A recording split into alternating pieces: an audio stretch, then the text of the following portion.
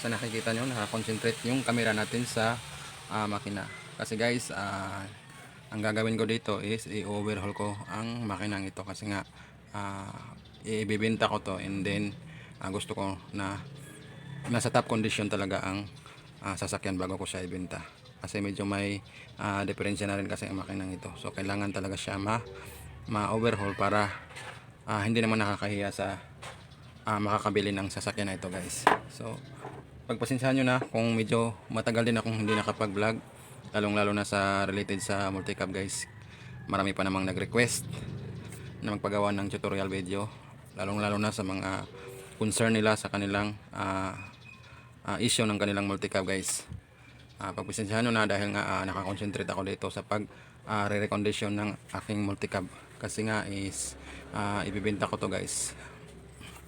So ipapakita ko lang sa inyo guys yung gawa ko guys. Ayan, kung nakikita nyo yan guys, napusturihan na yung upuan sa harap pero yung sa likod hindi pa. So tapos ko na itong pinturahan guys. Ayan, papakita ko lang sa inyo guys. Ayan, may bubble wrap na rin akong nilagay dito guys, protection to para hindi magasgas yung bumper kasi nga bagong pintura, sayang naman magagasgas lang guys. And then meron na akong mga tools na inihanda dito, may impact wrench para mas mabilis yung trabaho natin guys. So sana guys subaybayan nyo ang video tutorial na ito dahil gagawa natin ito ng part 2, part 3 kasi yung video na ito is part 1. So sana guys subaybayan nyo ito guys at huwag nyong i-escape ang video na ito para at least may makuha kayong idea kung paano mag-overhaul ng F6A rear engine na makina. So ang gagawin lang natin ito guys is syempre tatanggalin lang natin ito dito lahat nito guys, itong carburetor, intake manifold, itong compressor ng aircon, pati itong alternator guys. So ito guys, ang idea ko guys is tatanggalin ko muna ang cylinder head bago ko siya ibaba. So yun guys, and then of course tatanggalin natin tong gulong dito guys para matanggal natin ang siyempre yung timing belt dito kasi may kakalasin din dito na parts guys. So kailangan tanggalin tong gulong na ito guys. So guys simulan na natin to guys. Set ko lang yung camera para matanggal ko itong dito na lahat ng parts dito guys.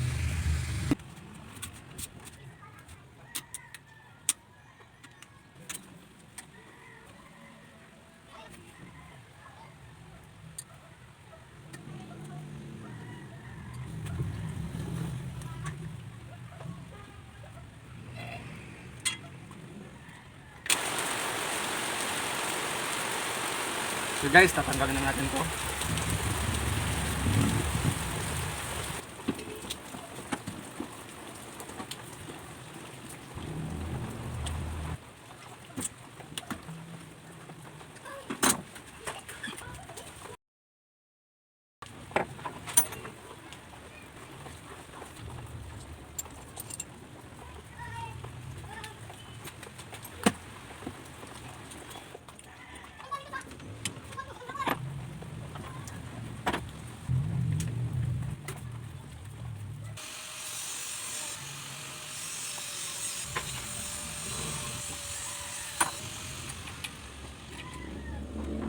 Ito guys, pwedeng tanggalin lang din natin kasi wala pa namang lamang preno nito kasi wala pang aircon ito.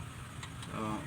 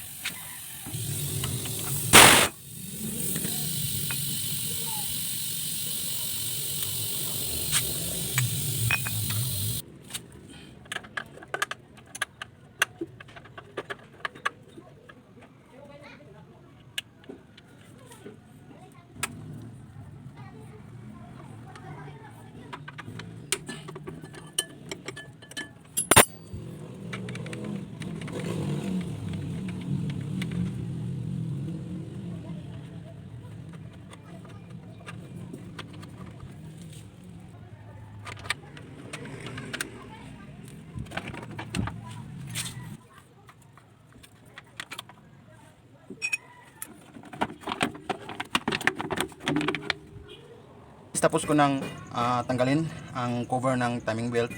And then guys, bibigyan ko kayo ng tips. Halimbawa, magpa-maintenance kayo ng inyong multicab, or kayo na mismo ang gagawa ng maintenance ng inyong multicab na magpapalit ng timing belt. Ang una nyong gagawin guys is i-set nyo, i-timing nyo ang itong pulley ng timing belt na naka top dead center compression stroke sa cylinder number 1. So itong dot na ito guys, yan, itong tuldok na ito guys, nakikita nyo, dapat itapat nyo lang siya dito. Yan, sana makita sa video dito guys, dapat itapat nyo lang siya dyan. Oops, sobrang sikip kasi guys. So guys, itatapat ko lang siya.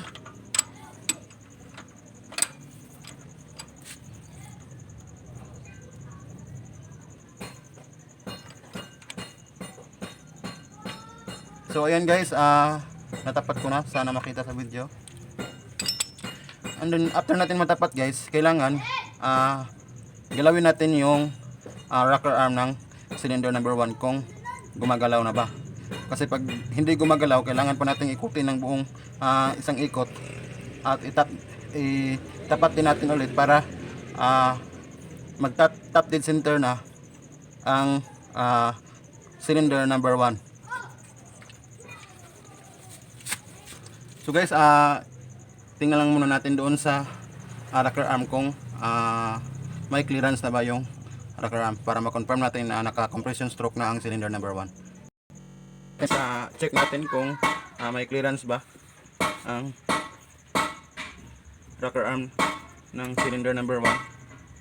So yan guys, wala siyang clearance guys, ibig sabihin hindi pa siya naka compression stroke ang cylinder number 1. So kailangan pa natin ikutin yun ng isang buong ikot, then itapat din natin ulit para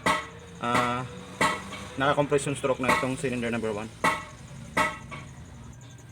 So ayan guys, ikutin lang natin ulit. Ikutin natin ulit, babalik dyan, tapat natin ulit.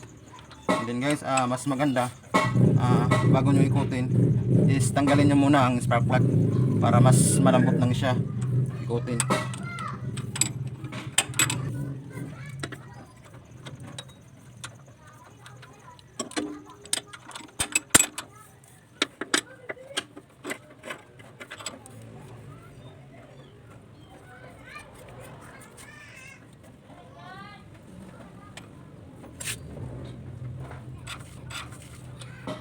So ayan guys, nagtapat na siya, and then check natin ulit doon sa rocker arm ng cylinder number 1 kung may clearance na ba siya. So ayan guys, check natin kung may clearance na ba. Ayan, maalog na siya guys. Yan, pati sa exhaust ng rocker arm, umaalog na siya. So sure na tayo guys na naka compression stroke ang cylinder number 1.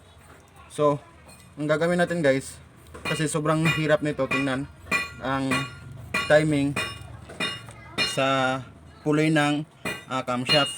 Napakahirap kasi may nakaharang na chassis, hindi natin makita. So kailangan pa natin gumamit ng salamin para lang makita natin yung timing ng pulley sa pulley ng camshaft. So ang gagawin natin guys, itong sa inyo guys, ayan, ginawan ko na ito ng tuldok guys, ayan. So ang maganda is gawan nyo lang din ng ganito para hindi na kayo mahirapan pang mag timing. So itapat nyo lang siya dyan sa may kanal, ayan, para may palatandaan na kayo kung saan nyo dapat siya i-timing. Kasi napakahirap i-timing o tingnan ang timing sa pulley kasi napakasikip, hindi mo siya makita guys kung wala kang salamin nga ipantapat dito banda. So yun lang guys, sana may natutunan kayo, and then